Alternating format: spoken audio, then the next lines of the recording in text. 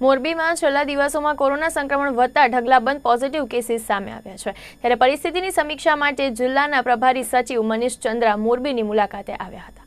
જિલ્લા કલેક્ટર કચેરી ખાતે મનીષા ચંદ્રાએ ઉચ્ચ અધિકારીઓ સાથે હાલની સ્થિતિને લઈને બેઠક લીધી હતી અને સમગ્રલક્ષી સમીક્ષા કરી યોગ્ય સૂચનો પણ કર્યા હતા, તો લોકોને જાગૃતિ લાવવા માટે અપીલ કરી હતી।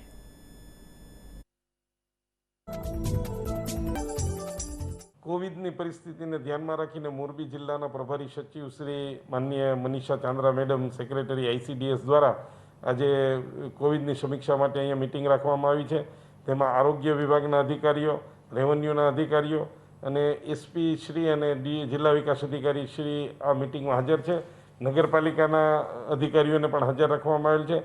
હાલની સ્થિતિને ધ્યાનમાં રાખી અને વિવિધ મુદ્દાઓ કોવિડને લગતા કે કેસોના ટેસ્ટિંગ, હોમ આઇસોલેશન, દવાખાનાના બેડની પરિસ્થિતિ અને સામાન્ય પ્રજાને કોવિડની ટ્રીટમેન્ટ કેમ અસરકારક રીતે અને સરળતાથી મળી શકે તે વિવિધ બાબતની સમીક્ષા માનનીય મનીષા ચંદ્રા મેડમ દ્વારા કરવામાં આવી રહી છે।